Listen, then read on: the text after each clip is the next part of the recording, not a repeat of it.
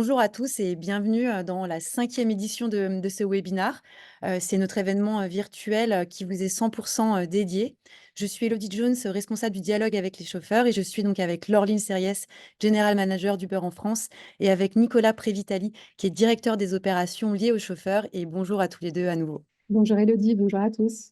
Alors, on est ensemble pour les 60 prochaines minutes avec à l'agenda une vidéo rétrospective de tout ce qui s'est passé en 2023, une présentation des priorités qui vont façonner 2024, et on reviendra notamment sur les garanties inédites autour de vos revenus, la transition, la demande.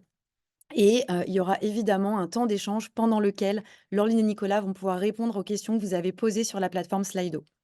On a reçu énormément de questions sur la plateforme et on prendra le temps de répondre aux questions les plus votées et à certaines de vos questions en direct. Donc, n'hésitez pas, si vous voulez poser d'autres questions, rendez-vous sur la plateforme Slido via le QR code que vous voyez directement sur la slide.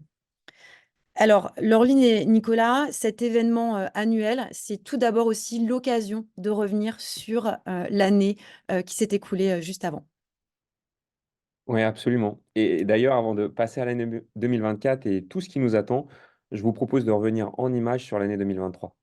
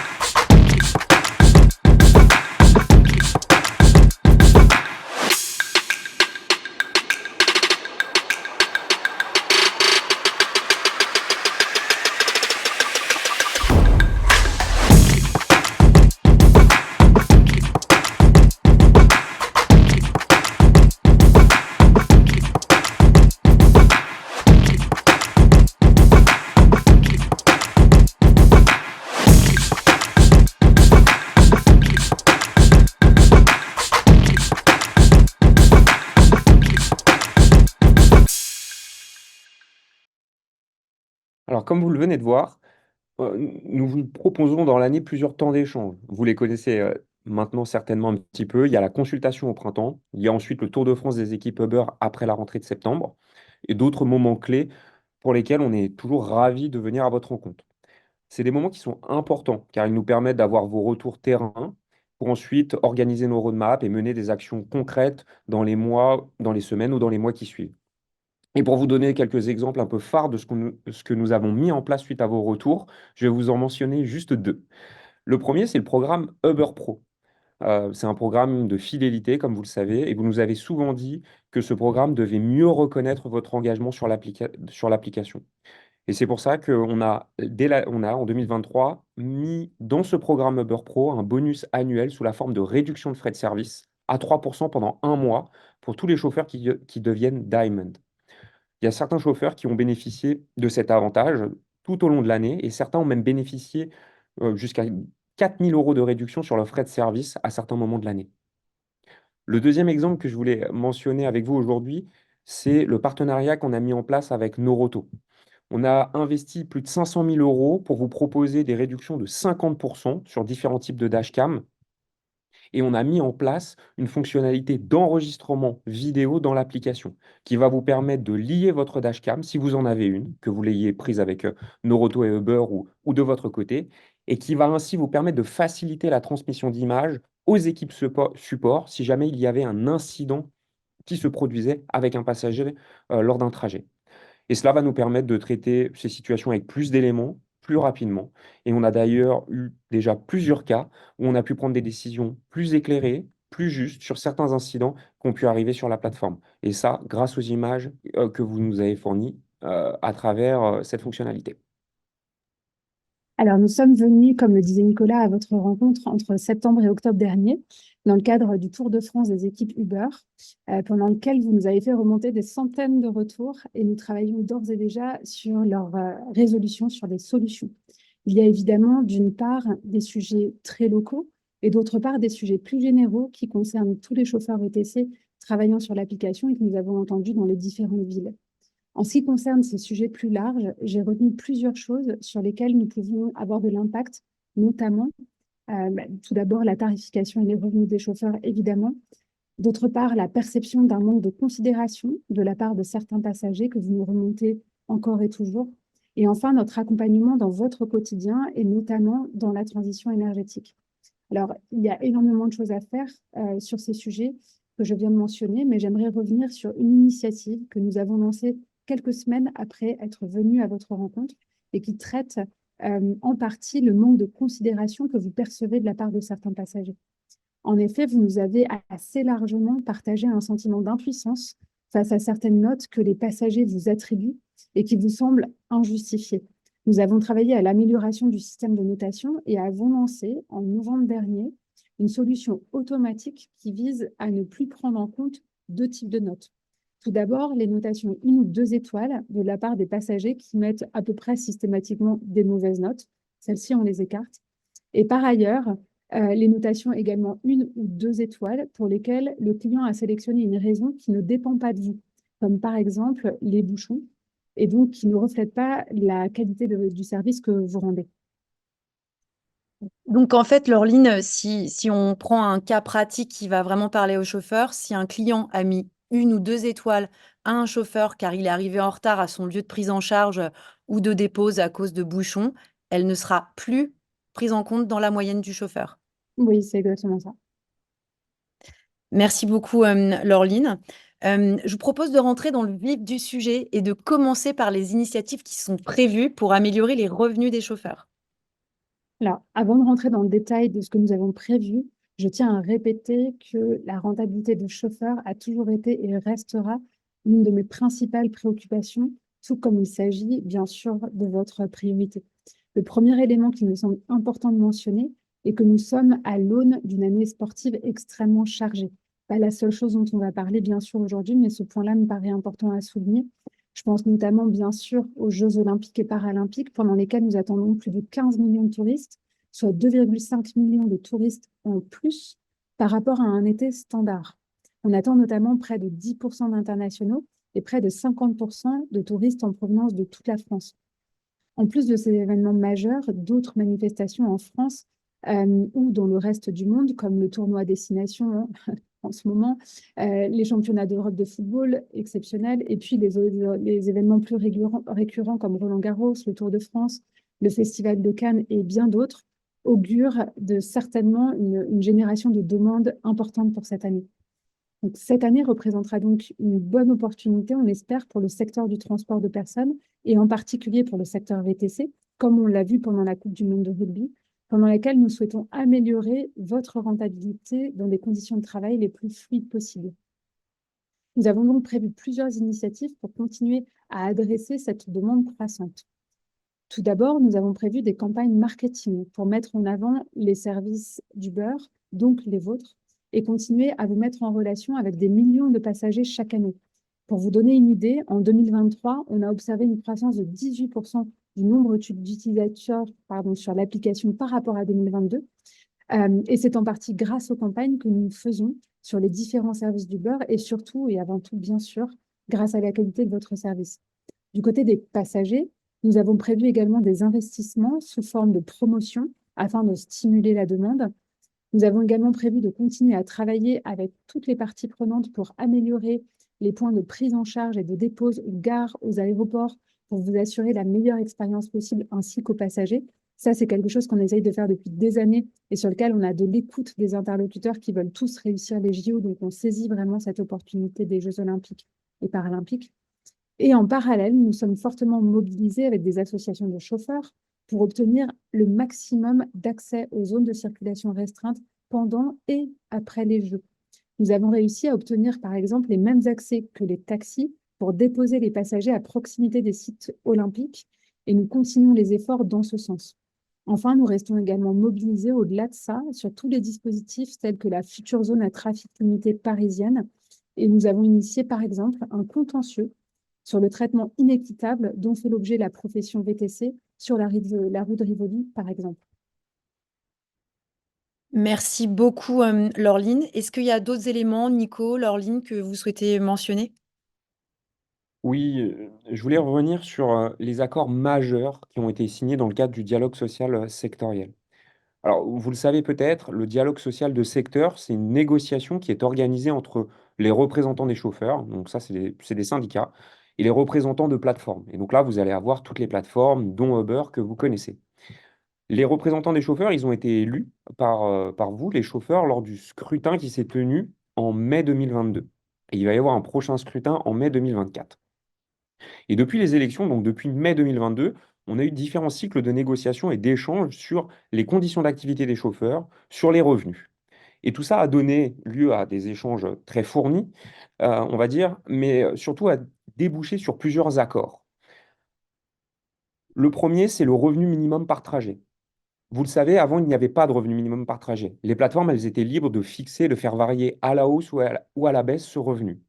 En 2023, ce revenu minimum net par trajet, il avait été fixé par un premier accord à 7,65. Et après un deuxième accord, après un deuxième cycle de négociation, ce revenu net minimum par trajet a été réaugmenté de 7,65 à 9 euros le 1er février 2024, donc il y a à peine 10-15 jours. Et pour vous donner les chiffres très concrètement pour Uber, qu'est-ce que ça veut dire? Ben, ça veut dire que ça représentait une augmentation de 50% par rapport à janvier 2022, puisque à cette date-là, il était de 6 euros. Il y a un autre accord important sur lequel je voulais revenir, qui est un accord qui a visé à améliorer les revenus des chauffeurs VTC et notamment à garantir des seuils de rentabilité dans l'exercice de la profession. Au 1er mai 2024, donc dans 3 mois, il y a 2 nouvelles garanties qui vont s'appliquer pour toutes les applications. La première, c'est une garantie minimale de revenus net de 1 euro par kilomètre. Ça veut dire très concrètement que pour toutes les courses qui sont proposées aux chauffeurs, il faudra qu'il y ait au moins 1 euro net par kilomètre garanti aux chauffeurs. Alors qu'aujourd'hui, sur le marché, vous le voyez, il y a des propositions de courses qui sont faites à 60, 70, 80 centimes. Demain, cela ne sera plus possible. La deuxième garantie dans le cadre de cet accord, c'est une garantie de revenu net minimum de 30 euros par heure d'activité. Alors ça peut paraître un peu complexe, donc je vais vous expliquer un petit peu comment ça marche concrètement.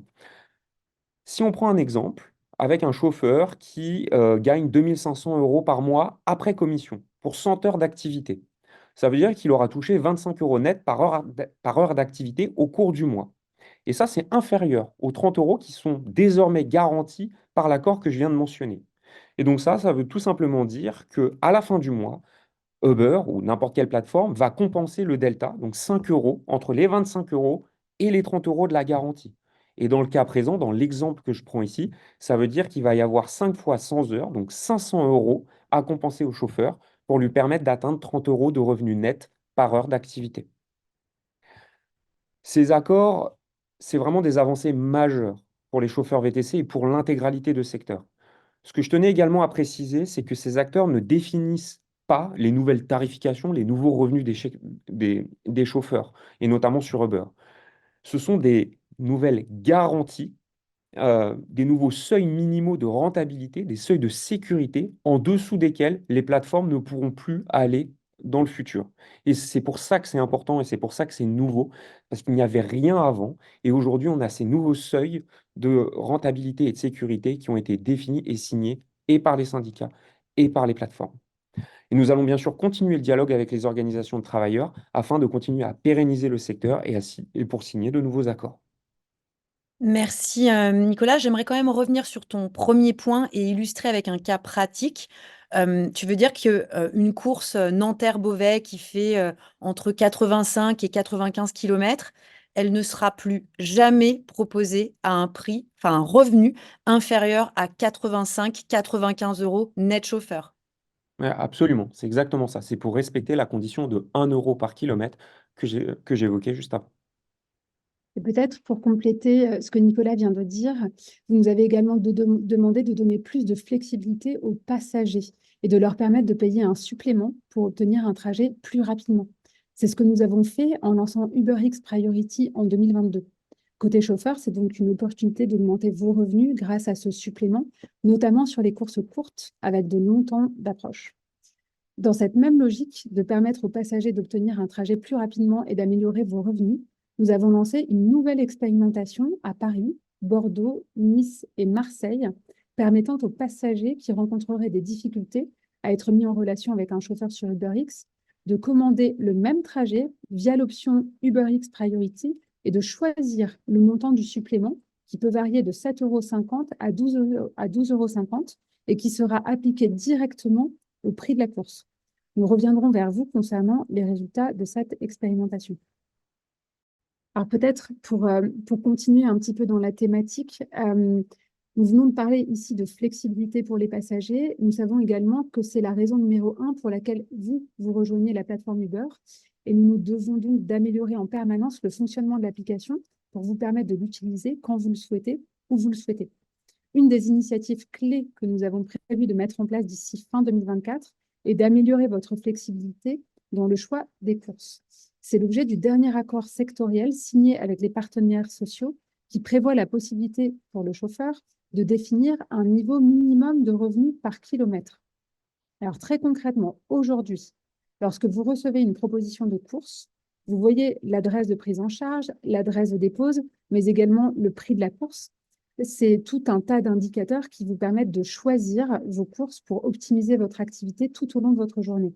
Certains d'entre vous ont souhaité que l'on déploie la fonctionnalité de tarification manuelle déjà en place à Lyon, c'est ce qu'on a beaucoup entendu, fonctionnalité qui permet aux chauffeurs de fixer leur prix en appliquant un multiplicateur à la grille tarifaire de leur ville. Demain, grâce à cette nouvelle fonctionnalité qui vous apportera encore plus de contrôle que celle mise en place à Lyon, vous pourrez indiquer directement dans l'application que vous ne souhaitez pas recevoir des courses en dessous de, mettons, 2 € par kilomètre, par exemple. C'est vous qui fixerez ce montant la nuit, pendant les moments où vous le jugez utile, quand vous estimez que la demande est forte, par exemple. Ainsi, vous ne recevrez plus de courses en dessous de ce seuil que vous avez fixé, sauf exception. Enfin, nous travaillons également au développement de services d'Uber dans les villes dans lesquelles nous sommes présents, mais aussi là où nous ne sommes pas encore implantés. Ça faisait aussi partie des demandes dans le cadre du Tour de France des équipes Uber. Et nous avons lancé ainsi, suite à cela, suite à vos remontées, le service d'Uber dans 4 nouvelles villes, à Dijon, à Mulhouse, au Havre et à Amiens. Et nous reviendrons vers vous dans les prochains mois pour vous dire dans quelle ville nous souhaitons étendre les différentes options d'Uber, également comme Berlin, Van, Confort, Pet ou encore Réserve. Merci à tous les deux et je vous propose maintenant de passer aux initiatives prévues en matière de soutien aux chauffeurs. Oui, alors avant toute chose, le soutien que nous vous apportons peut être vu sous 2 angles. Le soutien que nous vous apportons au quotidien afin de vous permettre d'exercer votre activité, mais aussi le soutien que nous vous apportons pour vous accompagner à plus long terme vers la transition électrique, par exemple, ou plus largement dans le futur de la profession. Je vais commencer par vous parler du premier point. Vous nous avez souvent dit qu'Uber donnait trop de pouvoir aux passagers et à bien des égards, nous ne sommes pas suffisamment transparents avec les chauffeurs. En plus des initiatives que nous avons mises en place pour améliorer votre sécurité sur la plateforme et vous prémunir des faux témoignages, il me semble important de revenir sur un accord sectoriel qui a été signé en septembre 2023 autour de la transparence du fonctionnement des plateformes et de l'encadrement des conditions de rupture des relations commerciales, c'est-à-dire des désactivations. Dans le cadre de cet accord, plusieurs choses seront mises en place. Tout d'abord, la transparence du fonctionnement sera renforcée. Vous serez mieux informé sur le fonctionnement des plateformes et notamment en ce qui concerne les indicateurs pris en compte pour l'attribution des courses, pour la fixation des prix proposés des courses ou encore sur les raisons pouvant conduire à la fin du partenariat avec la plateforme. Par ailleurs, les plateformes devront instaurer une procédure unique préalable à la résiliation des relations commerciales. Si une plateforme, par exemple, entend résilier ses relations avec un chauffeur, elle devra l'informer clairement des circonstances et des motifs ayant conduit à la procédure de résiliation. Un mécanisme permettant au chauffeur de faire valoir ses observations avant qu'une décision finale ne soit prise sera également instauré. Par ailleurs, les plateformes devront mettre en place une procédure de seconde chance pour permettre aux chauffeurs de demander, après un certain temps, de conduire à nouveau sur la plateforme s'ils le souhaitent. Et enfin, si votre compte est suspendu ou clôturé à tort en raison d'une erreur manifeste de notre part, vous aurez le droit à un dédommagement financier visant à compenser les conséquences de votre inactivité durant la période de suspension. Nous pensons profondément qu'il est possible de concilier flexibilité et indépendance avec protection et plus de droits. Le dialogue et la négociation avec les représentants élus des chauffeurs constituent la meilleure voie pour renforcer et continuer à améliorer le cadre dans lequel les chauffeurs réalisent leur activité. Alors, par ailleurs, j'aimerais également revenir sur un élément qui nous a beaucoup été demandé lors de nos échanges, c'est la possibilité de pouvoir être compensé lorsque vous ramenez un objet oublié à un client. Alors, en effet, il vous arrive parfois qu'un passager oublie un objet dans votre voiture ou vous soyez obligé de convenir d'un rendez-vous avec le client pour le lui rapporter. Nous avons travaillé sur la possibilité pour le passager de vous compenser financièrement pour ce geste directement via l'application. Depuis peu, vous êtes dédommagé par les passagers pour les objets oubliés rendus en main propre à hauteur de 22 euros payés par le passager. Sachez que nous continuons à travailler à l'amélioration de notre support également pour permettre une meilleure prise en compte de vos demandes. Et vous l'aurez peut-être remarqué, j'espère, vos demandes de réajustement sont désormais mieux prises en compte car nous avons investi dans la formation de nos équipes et nous continuerons à le faire en 2024. Merci beaucoup, Nico et Laureline. Est-ce que vous souhaitez également revenir sur le deuxième pilier du soutien qu'on apporte aux chauffeurs? Oui, alors tout à fait. Et je vais commencer par un rapide rappel des objectifs ambitieux que nous nous sommes fixés afin d'anticiper la mutation de la profession face aux nouvelles réglementations locales et nationales. Alors, vous me voyez venir, on parle ici de transition écologique, de verdissement de la flotte. Et en 2020, comme vous le savez probablement, nous avons pris des engagements en matière de mobilité durable. Tout d'abord, zéro véhicule diesel, sauf pour les catégories berline et van, sur l'application en France d'ici au 31 décembre 2024 et 50% de véhicules électriques d'ici 2025. Pour atteindre ces objectifs, nous n'acceptons plus l'ajout de nouveaux véhicules diesel depuis janvier 2022 et cela nous a permis de passer de 60% de véhicules diesel sur l'application en janvier 2022 à 17% seulement en janvier 2024. 2024 sera donc une année cruciale pour nous comme pour vous et nous mettons tout en œuvre pour vous aider dans cette transition. Merci.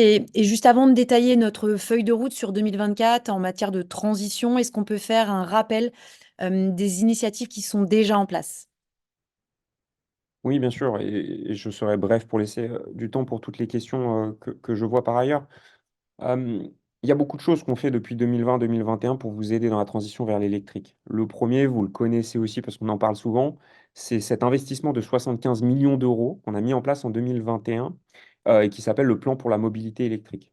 Très concrètement, c'est une enveloppe financière que vous accumulez lorsque vous roulez avec l'application. Et pour chaque kilomètre roulé sur des courses qui ne sont pas Uber Green, vous cumulez 6 centimes d'euros. Et après, cette cagnotte, quand vous le souhaitez, vous pouvez la dépenser au moment de transitionner vers l'électrique, que ce soit pour de l'acquisition ou de la location d'un véhicule électrique chez l'un de nos partenaires, constructeurs ou loueurs. Ce qui m'amène à mon deuxième point, qui est notre écosystème de partenaires. On a beaucoup travaillé pour l'enrichir et vous offrir un maximum d'options. Et aujourd'hui, vous pouvez vous rediriger soit vers des loueurs comme FlexiFleet, DriveOne, Urban Code, Elpis, soit vers des constructeurs de renom comme Tesla, MG ou Renault. Et je les nomme pas tous, mais vous les voyez tous, si ce n'est une grande partie à l'écran. Ce réseau de partenaires, nous allons continuer de le faire grandir et de le faire croître pour vous proposer encore plus d'options. Nous avons récemment lancé un partenariat avec Hertz en novembre 2023 pour vous proposer de la location de véhicules à la semaine, sans engagement, avec une caution de 150 euros seulement, et sur des modèles comme la Polestar, la Model 3 ou la Model Y. Et enfin, dernier point important, si vous avez des conseils ou vous souhaitez obtenir plus d'informations pour transitionner vers l'électrique, nous avons une équipe dédiée qui vous propose un suivi personnalisé pour vous accompagner dans ce chemin qui est parfois un petit peu fastidieux et compliqué. Cette équipe, elle va vous renseigner sur le montant de votre cagnotte, elle va vous conseiller pour trouver l'offre qui vous correspond le mieux, vous guider dans toutes les démarches administratives auprès de nos partenaires ou pour l'obtention des bonus écologiques. Et puis, si vous voulez la joindre, vous pouvez, pour rappel, prendre rendez-vous en physique dans notre espace d'accueil partenaire à Aubervilliers ou par téléphone ou aller sur le site dans la section Experts véhicules électriques.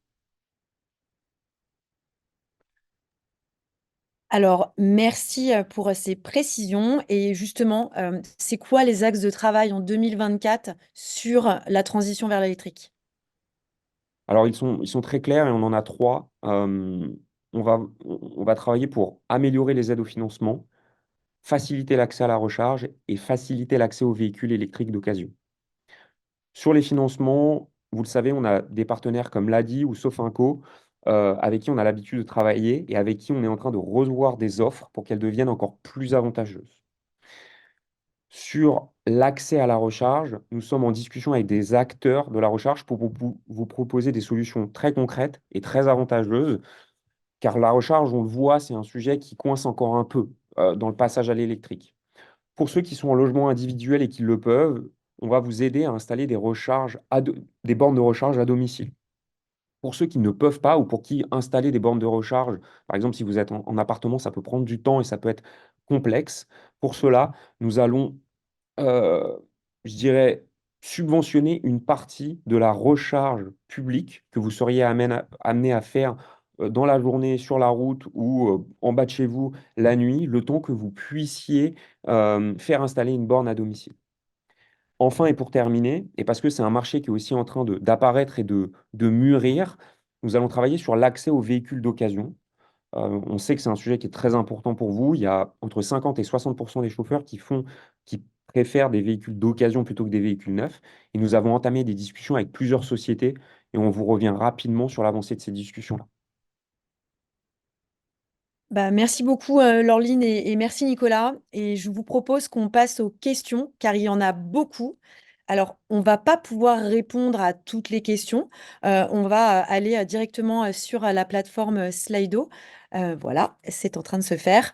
Donc, la façon dont va se passer, je vais prendre les questions, on va y répondre. Et pour les questions en fait, auxquelles on a déjà répondu, je me permettrai de les classer si ça vous va. Alors, je vais prendre la première question. Ah, pardon, ça a changé. Bonjour, jusqu'à quand la formation à 20 euros va être sur le marché? On est saturé de chauffeurs. Il y a 4000 nouveaux chauffeurs qui arrivent tous les mois. Notre CA a baissé de 25-30 euros de l'heure à 15-20 euros de l'heure. C'est la quatrième fois que je vous pose cette question. Je n'ai jamais eu de réponse. Du coup, Laureline, est-ce que tu peux répondre? Merci. Oui, alors tout à fait. Alors à noter, évidemment, vous le savez, aujourd'hui, en ce moment, on est dans une période creuse. Le métier de chauffeur VTC est un métier avec une certaine saisonnalité. Et nous sommes aujourd'hui, évidemment, dans une des périodes de l'année où la demande est la plus faible. Ça ne répond pas entièrement à la question, mais évidemment, c'est à prendre en compte. Par ailleurs, ce que nous, on a observé en 2023, c'est que la demande de trajet sur Uber a connu une forte progression et elle va continuer à croître. Nous avons prévu, comme je le disais tout à l'heure, des campagnes de communication. On a de manière importante augmenté les budgets cette année pour stimuler la demande. Ces campagnes auront pour but de valoriser les déplacements en VTC auprès de la population française et encore une fois des millions de touristes internationaux qui sont attendus en France, et évidemment pas seulement à Paris. En dehors du beurre, nous avons aussi les enjeux de tous les événements qui vont se tenir en France en 2024.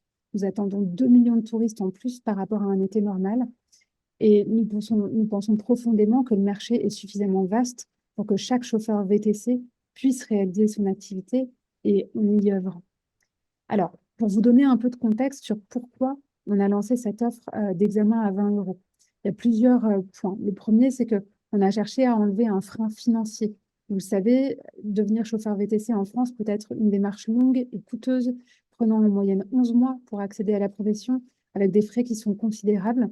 L'investissement dans un véhicule pour débuter l'activité représente également un défi financier important. Par ailleurs, il s'agit également de garder la profession attractive. C'est une priorité pour nous de faire cela pour les personnes souhaitant exercer le métier de chauffeur VTC en activité principale ou dans le cadre de compléments de revenus. Nous veillons naturellement à ce qu'elles acquièrent les compétences nécessaires pour offrir un service de haute qualité et c'est pourquoi nous avons travaillé avec CAP Formation, un organisme reconnu pour la qualité de cette formation pour tous les candidats à l'examen VTC depuis 2015. Enfin, il s'agit également d'améliorer l'expérience passager et chauffeur d'une certaine manière, puisque vous savez en effet que lorsqu'il y a moins de chauffeurs disponibles sur l'application, les temps d'attente augmentent considérablement et cela réduit la probabilité que des passagers commandent une course et aient envie de revenir sur la plateforme. Au-delà de 7 minutes, les passagers ont tendance à fermer l'application, à renoncer à leur commande et si ça se passe plusieurs fois, à tout simplement choisir des modes alternatifs de transport. Pour revenir maintenant à la question du chiffre d'affaires, la rentabilité des chauffeurs fait partie de nos priorités, comme je l'ai dit tout à l'heure.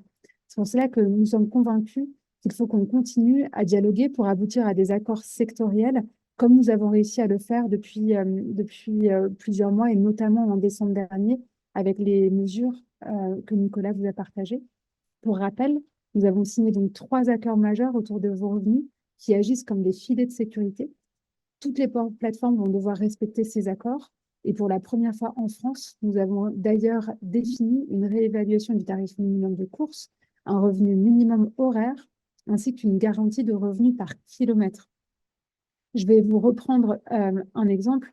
À partir de mai 2024, si sur toutes les heures que vous passez en course, c'est-à-dire en temps d'approche plus en temps de course, vous touchez 15 euros sur une heure, eh bien Uber vous compensera la différence afin que votre revenu net horaire s'élève à 30 euros de l'heure. Donc une heure à 15 ou 20 euros sur les temps d'approche et de course, ça n'est plus possible.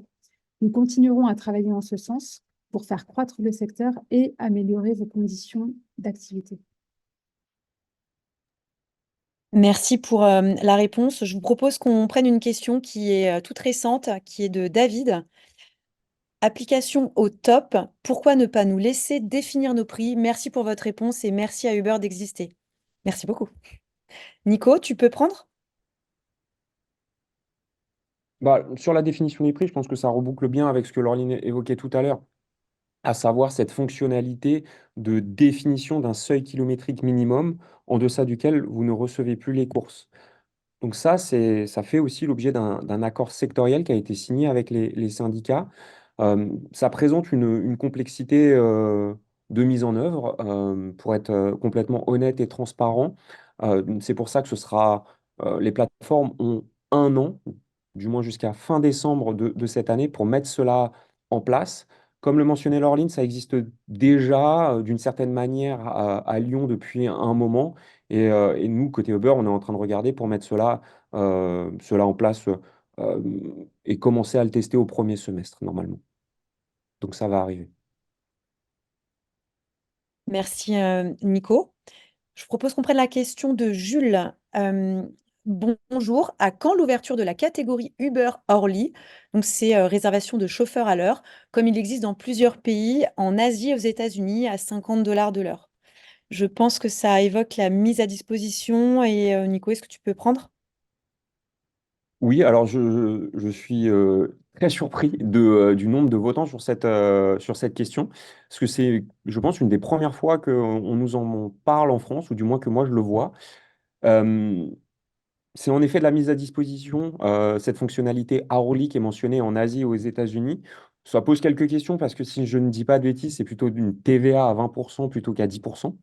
Euh, mais c'est tout simplement une bonne idée en fait. Il faut qu'on vérifie, nous, s'il y aurait une demande en face. Et je pense particulièrement aux internationaux qui sont peut-être plus habitués à ce genre de demande que peut-être la clientèle française. Mais en tout cas, c'est une bonne idée. Je pense on peut regarder. Merci. Alors, la question est la suivante est la question de Marc. Est-ce que le nouveau système de proposition va être maintenu? Donc, j'imagine que c'est TripRadar, car pour moi, je trouve que ce n'est pas un bon système. À chaque fois que j'accepte une proposition, elle est déjà prise par un autre chauffeur. Nous n'avons pas le temps de lire et tout de suite la course est déjà prise. Nico? Ouais, alors je vais peut-être prendre un tout petit peu plus de temps pour répondre à cette question, parce que je vois qu'elle a été aussi extrêmement votée. Et il y a eu beaucoup de retours sur ce sujet dernièrement, et notamment dans le dernier Tour de France des équipes Uber. Donc, je vais essayer de clarifier au mieux. Donc, TripRadar, c'est une fonctionnalité, donc c'est le système qui est mentionné ici. C'est une fonctionnalité qui vous permet d'avoir accès à plusieurs propositions de courses en même temps. Donc, vous pouvez choisir parmi celles qui vous sont proposées la course qui vous arrange le plus, par exemple en matière de destination. Euh, Pourquoi cette fonctionnalité et d'où elle vient à la base? En fait, c'est une fonctionnalité qu'on a testée dans 3 villes, de mémoire à Nice, Bordeaux et Lille, pendant un an, et on a vu des résultats positifs. Pourquoi positif? Parce qu'on a des chauffeurs qui, d'un côté, généraient de meilleurs revenus par heure d'activité, et de l'autre, ça faisait baisser les temps des passagers, et donc ça améliorait l'expérience client. Euh, ce que je tiens à rappeler, et j'en suis vraiment désolé si c'est toujours pas assez clair, et je sais qu'il y a encore beaucoup d'améliorations à faire sur ce système, c'est que ce n'est pas le premier chauffeur qui clique sur la course qui va l'obtenir. Le fait de cliquer va simplement montrer votre intérêt pour l'offre, Et je voulais, d'ailleurs, on avait travaillé là-dessus après le Tour de France de cette année, vous montrer deux schémas pour vous expliquer un peu le fonctionnement de l'attribution de courses classique que vous aviez avant et maintenant l'attribution de courses trip radar. Sur l'attribution de courses classiques que vous voyez à l'écran, ce qui se passe parfois, c'est que, il y a une course qui va être proposée à un premier chauffeur. Ce chauffeur, pour une raison qui lui appartient, va refuser. Par exemple, s'il va dans une autre direction ou il est en train de rentrer chez lui, il a fini de travailler. Et cette offre, elle va être ensuite proposée à un autre chauffeur qui va mettre peut-être 10 secondes à la refuser, puis un autre, puis un autre. Et ainsi de suite. Jusqu'à ce que, il y ait un chauffeur, le chauffeur J, ici, que vous voyez à droite de l'écran, l'accepte. Mais en fait, ce chauffeur, il va être à 8 km d'approche, donc la course, elle est potentiellement plus rentable pour lui, même s'il décide de l'accepter. Et au final, on a un client qui a un très long temps d'attente, qui est frustré, qui va finir par annuler la course. Et au final, tout le monde va en ressortir frustré, le chauffeur compris. Et donc, on se retrouve avec des grands temps d'attente, des courses pas rentables et des annulations potentielles. Et en fait, TripRadar, on souhaite améliorer l'expérience de tout le monde avec ce système, que ce soit les chauffeurs ou les clients. Et comment est-ce que ça fonctionne? Euh, on part exactement du même schéma qu'une course classique. Il va y avoir une course qui va être proposée au chauffeur le plus proche. Si ce chauffeur refuse la course, alors cette course, elle va être proposée en parallèle à quatre chauffeurs proches, les quatre chauffeurs suivants les plus proches. Euh, Si il y a des chauffeurs qui vont manifester leur intérêt ou non pour la course. Ici, dans l'exemple qu'on a pris, vous voyez que le chauffeur B, qui est à 2-3 minutes du passager, et le chauffeur E, qui est à 5 minutes, 5-7 minutes du passager, acceptent ou vont manifester leur intérêt pour la course. Et ben dans ce cas-là, en fait, c'est toujours la même logique. C'est le chauffeur le plus proche, entre guillemets, qui va obtenir la course pour que le passager attende le moins possible d'un côté et que le temps d'approche soit le plus minime possible pour le chauffeur. Le dernier détail que je voulais mentionner, parce que c'est une question que j'ai souvent aussi quand je discute avec les chauffeurs, c'est que si vous ne montrez pas votre intérêt pour une course très radar, ça va bien sûr pas affecter votre taux d'acceptation. Ça ne change rien de ce côté-là. Et pour conclure et être complètement transparent avec vous, ce système d'attribution, nous, de ce qu'on voit, c'est qu'il marche bien. On voit qu'il est bénéfique d'un point de vue chauffeur et d'un point de vue passager. Mais pour autant, on comprend les remontées, les inquiétudes, et on voit encore une fois aujourd'hui qu'elles sont nombreuses, notamment en matière de pédagogie, d'explication et surtout de sécurité. C'est pour ça que là, on a une feuille de route assez conséquente pour améliorer cette fonctionnalité. Et notamment, ce qu'on est en train de faire, et ce que vous voyez déjà, vous allez voir très prochainement, c'est que désormais, vous ne verrez plus, quand vous conduisez au-dessus de 15 km/h, toutes les courses très radar apparaître. Vous ne verrez qu'une seule course apparaître, ce qui va vous permettre de rester concentré sur la route et ne pas avoir trop d'offres à regarder en parallèle. Et ce qui va également permettre, vous le voyez à droite, de vous afficher le trajet jusqu'à la prise en charge et jusqu'au point de dépose, comme sur une course classique. Et vous aurez également un bouton de suppression de l'offre si vous souhaitez la faire disparaître. Voilà pour cette fonctionnalité-là. Donc, vous l'aurez compris, il y a encore euh, pas mal de choses à améliorer. On en est bien conscient. Il y a des premières choses qui sont en train d'arriver. Il y en a d'autres qui arriveront par la suite, mais c'est un système qui a plutôt vocation à se pérenniser. Et je souhaite, insister sur un point, ce n'est pas le chauffeur qui clique le plus vite qui a la course, c'est vraiment, vous avez, du temps pour accepter la course et c'est uniquement parmi les chauffeurs qui ont manifesté leur intérêt pour la course et c'est là où c'est vraiment le chauffeur le plus proche qui va l'avoir. Donc vous avez à peu près, 6 secondes pour manifester votre intérêt, il n'y a pas besoin de cliquer, plusieurs fois pour l'avoir et on comprend la frustration mais c'est comme ça que le fonctionnement se fait. C'est vraiment pas le plus rapide, c'est vraiment à nouveau le plus proche parmi les 4 chauffeurs maximum qui va, obtenir la course. Je vais passer à, la question suivante, donc qui est la plus, récente, qui est une question de Bruno. Bonjour, pour quand le retrait de UberX sur l'application et le remplacement par Uber 100 électrique? Nico, tu veux peut-être la prendre? Oui, alors c'est une très bonne question et c'est un sujet qu'on est en train de regarder. Euh, En fait, derrière la question de Bruno, il y a la question de la transition vers l'électrique de la plateforme. Aujourd'hui, on se retrouve dans une situation où vous avez quasiment 80-90% des chauffeurs qui sont soit en hybride, soit en électrique. Et on a deux types de courses qui reviennent souvent, qui sont les courses Uber X et les courses Uber Green. Mais dans les courses Uber Green, il y a les courses hybrides et les courses électriques. Ce qui va se passer progressivement là sur les 2 prochaines années, et je rappelle, il y a deux jalons majeurs.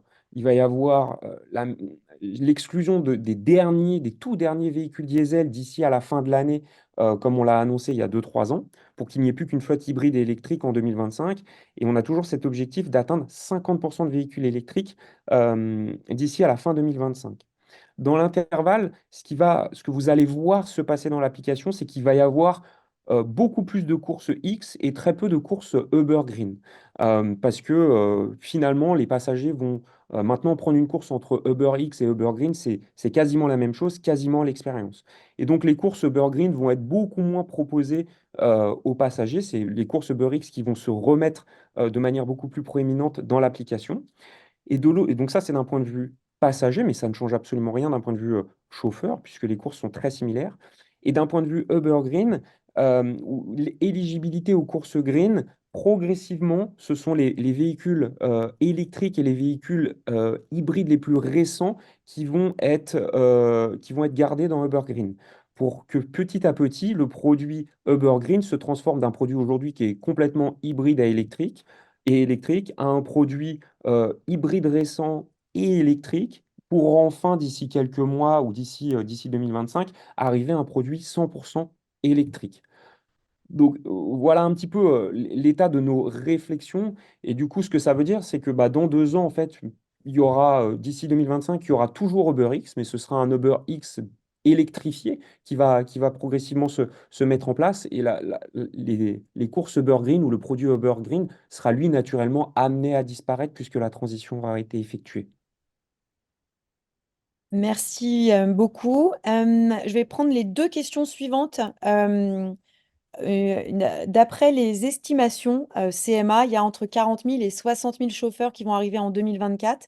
Il se passera quoi après les JO, sachant que l'État favorise les transports en commun et le covoiturage, le Grand Paris Express qui arrive bientôt. Vous allez faire comment avec plus de 100 000 VTC? Et ça va avec également la question stop aux nouvelles inscriptions Uber. Ce message doit arriver en tête de classement. Alors, je peux répondre à cette question. La première chose qui me paraît importante de clarifier, c'est qu'aujourd'hui, nous recensons 35 000 chauffeurs actifs sur la plateforme Uber. En effet, le métier de chauffeur VTC, effectivement, est attractif et c'est important qu'il continue de l'être pour le secteur de la mobilité. Cependant, c'est extrêmement important de dire que nous n'attendons pas entre 40 000 et 60 000 nouveaux chauffeurs sur la plateforme en 2024. Soyons très clairs. Vous le savez, le processus pour devenir chauffeur reste très long, ça prend plus ou moins 1 an. Il est également très sélectif. Et pour vous donner un ordre de grandeur, seuls 17% des candidats qui avaient passé leur examen entre juillet et décembre 2022 avaient démarré leur activité de chauffeur VTC avec Uber 12 mois plus tard. Donc, c'est une petite partie des chauffeurs qui s'inscrivent à l'examen. Par ailleurs, la hausse du nombre de chauffeurs n'a pas encore permis d'adresser pleinement la demande déjà existante et qui est amenée à croître significativement en 2024. Cette tendance est d'autant plus forte pendant les moments où la demande, évidemment, est plus importante, donc typiquement pas en ce moment. Et on attend cette année justement une demande qui va augmenter de par les efforts que nous allons mettre en place pour stimuler la demande, mais également, au vu du contexte externe, je n'y reviens pas. Comme je l'ai expliqué, la demande de courses VTC ne cesse de croître partout en France et 2024 sera une année cruciale. Et en plus des Jeux olympiques et paralympiques, il y a d'autres événements qui se tiendront en France cette année et qui vont générer de la demande.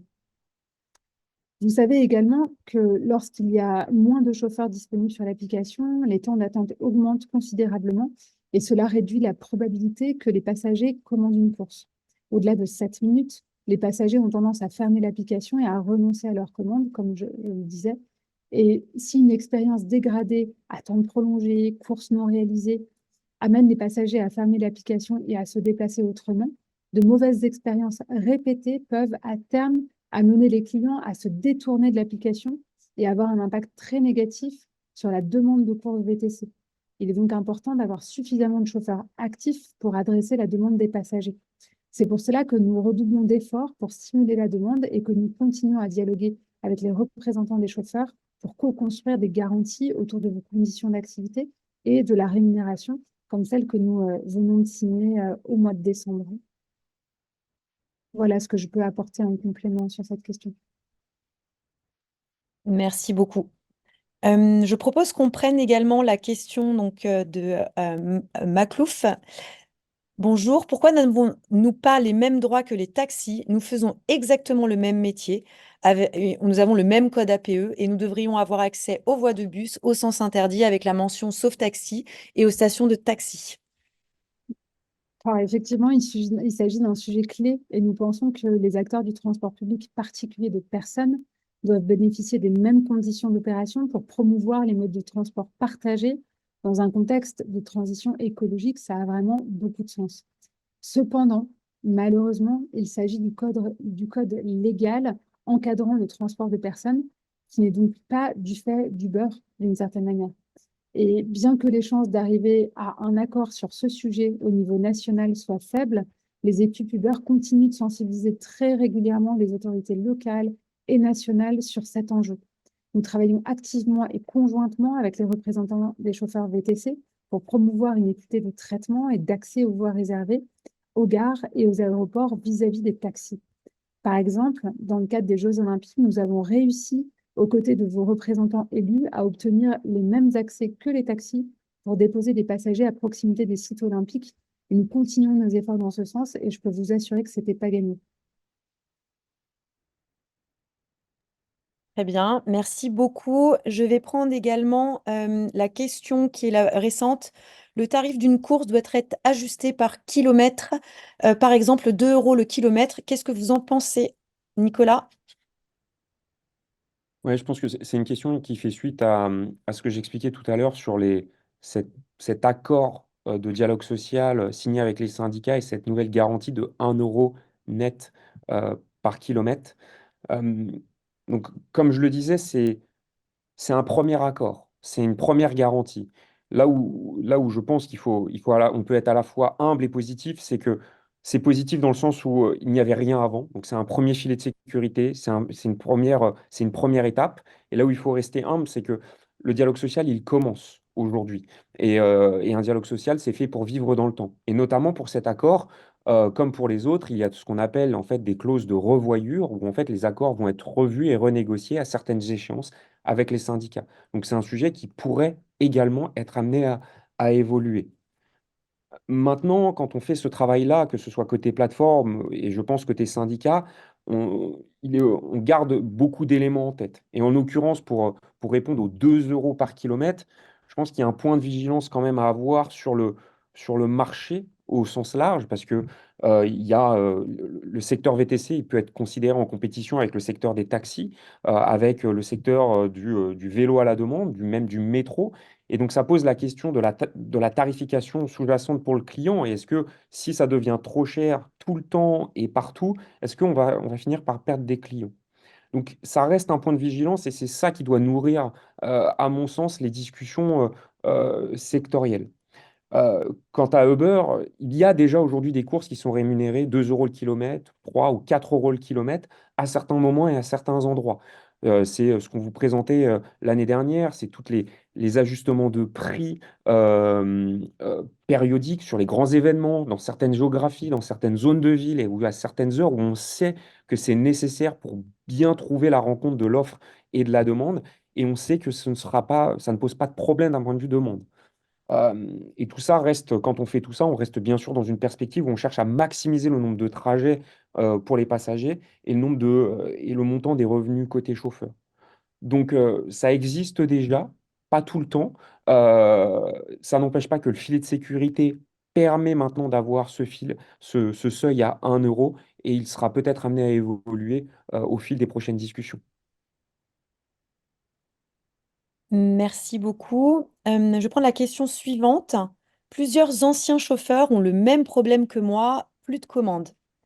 Alors, j'ai l'impression que ça concerne l'attribution des courses. Est-ce qu'on peut afficher le schéma d'attribution des courses? Alors déjà, j'aimerais souligner quelque chose de très important. C'est que la note du chauffeur, l'ancienneté, le taux d'acceptation ou le taux d'annulation du chauffeur ne sont en aucun cas pris en compte dans le système d'attribution de proposition des courses. Il y a un seul objectif en fait dans l'attribution des courses, c'est de réduire les temps d'approche à l'échelle de la plateforme. Donc en fait, l'attribution des courses, ça va se faire en effet en fonction et uniquement en fonction de la position des chauffeurs, de tous les chauffeurs, et pas d'un seul chauffeur et d'un seul passager. Donc la position de tous les chauffeurs et de tous les passagers. Et c'est vraiment par là que la fiabilité de notre service, ça va se distinguer. Et c'est ce qui fait que c'est apprécié des passagers. Alors, je vais essayer d'illustrer avec le schéma que vous voyez. Donc, enfin, déjà, pour information, on a réalisé une étude auprès des utilisateurs actifs, anciens utilisateurs de la plateforme, il y a quelques semaines, et il y a plus de 40% d'entre eux qui considèrent que c'est une option de transport pratique. Et donc, c'est très important à noter et à souligner. Et c'est la deuxième raison pour laquelle ces deux populations s'inscrivent sur la plateforme et font appel à vos services. Donc, il est vraiment important qu'on continue à améliorer la fiabilité en optimisant l'attribution des courses. Et encore une fois, je le répète, ni l'ancienneté, ni votre note, ni votre taux d'acceptation ou d'annulation ne sont, ni le nombre de courses que vous avez ne sont pris en compte. Donc, si je donne un exemple, vous avez donc sur le schéma de gauche deux chauffeurs qui se trouvent dans la même zone et il y a deux passagers qui vont commander une course. Le chauffeur 1 se trouve à 2 minutes du passager 1. Et vous avez également le chauffeur 2 qui se trouve à 8 minutes du passager 2.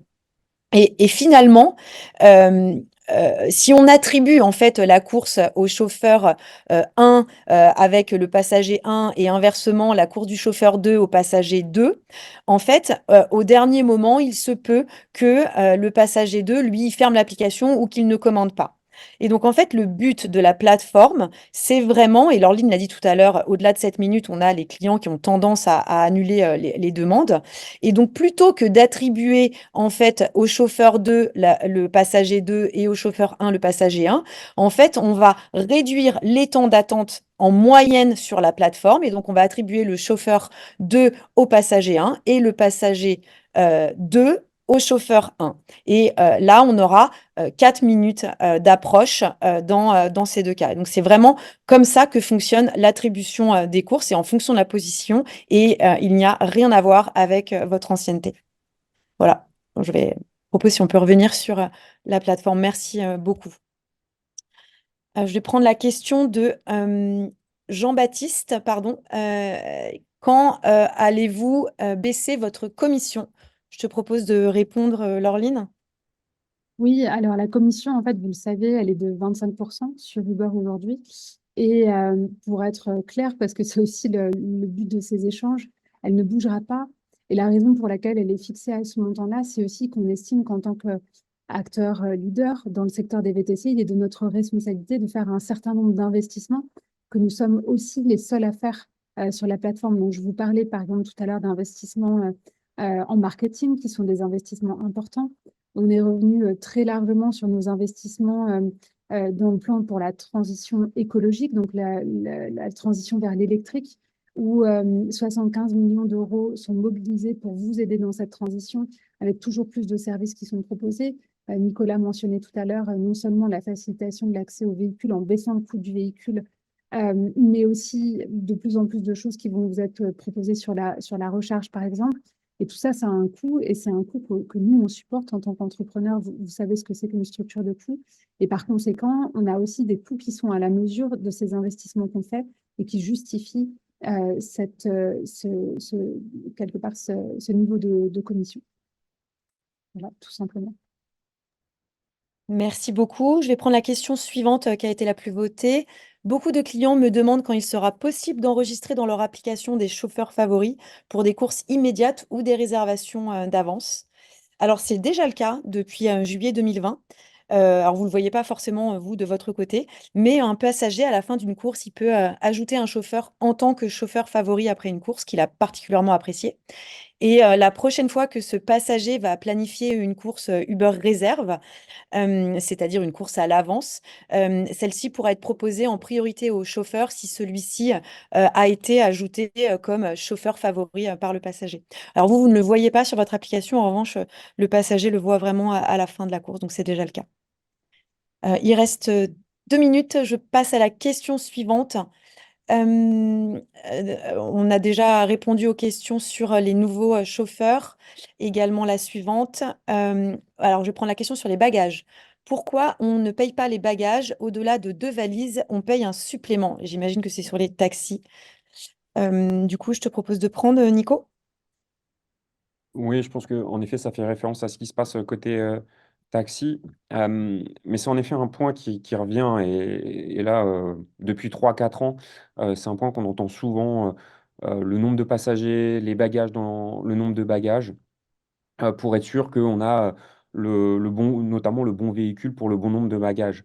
Et ça peut parfois vous amener à annuler des courses. Euh, alors, c'est quelque chose qu'on a testé dans certains pays, et notamment, je crois, aux États-Unis, où bah, on rajoutait des boutons au moment de la prise de commande pour les passagers, pour dire, bon, bah, vous êtes combien, est-ce que vous avez des bagages, etc. La mauvaise nouvelle de ce test, vous savez, on teste beaucoup de choses avant de l'étendre largement et de le mettre en application. Et la mauvaise nouvelle, c'est que ce test-là, bah, finalement, vu qu'il introduit de la friction, des étapes en plus pour les passagers, ben, ça avait pour désavantage de diminuer le nombre de demandes et de requêtes sur l'application. Donc pour le moment, c'est un sujet sur lequel, de manière transparente, on n'a pas de solution disponible là tout de suite maintenant qu'on peut mettre en place. Les équipes produits sont en train de réfléchir à un autre moyen d'indiquer ça, parce que c'est en effet un point de friction côté passager, côté chauffeur, mais aussi côté passager. Euh, et j'espère que d'ici peu, on aura une solution qui est plus convenable, mais qui surtout n'impacte pas la demande et les revenus potentiels que vous pouvez recevoir. Donc là, encore une fois, je pense que faut faire preuve d'humilité. C'est un sujet qu'on n'a pas encore réussi à solutionner. Merci. Je vais prendre une dernière question. Alors, on a déjà répondu sur les anciens chauffeurs. Je prends la question de Abrash. Bonjour. À quand la tarification de nuit? Ah, elle est partie. Il y avait une question sur la tarification de nuit. À quand la tarification de nuit? Puisque c'est plus fatigant de travailler la nuit.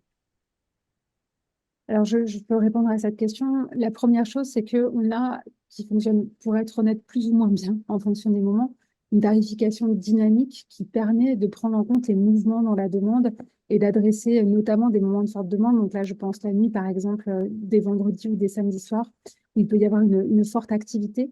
Mais au-delà de ça, nous avons d'ores et déjà mis en place et continuerons à étudier des opportunités de tarifs différenciés, effectivement, en fonction des zones, en fonction des heures également de la journée, de manière à prendre en compte effectivement ces moments où il peut y avoir beaucoup de demandes et où en plus il y a une pénibilité particulière puisque travail de nuit. Donc ça fait partie des choses qu'on a déjà ajustées et qu'on continuera à faire en fonction de la manière dont on voit évoluer la demande sur la plateforme. Voilà, je crois que nous sommes pile dans les temps, Elodie. Oui, on est pile dans les temps. Je vous remercie à tous. Vous avez été très nombreux à être présents. On va également faire un récapitulatif de tout ce qu'on s'est dit aujourd'hui sur un blog. Vous pourrez également reconsulter la vidéo et on essaiera de regrouper les questions les plus fréquentes sur un blog et à l'écrit pour que vous puissiez avoir les réponses également. Laureline, Nicolas, merci beaucoup pour les réponses que vous avez apportées aux chauffeurs. Et on se donne à tous rendez-vous dans quelques semaines pour la consultation où vous pourrez également vous exprimer et faire vos suggestions. Et également, donc, à la fin du mois de mai, dans le cadre du dialogue social avec les élections des représentants, de représentants de plateformes. Voilà, de Merci choix. beaucoup, Elodie, et merci à tous pour votre participation et votre temps aujourd'hui. Merci. Merci. Au revoir. Au revoir.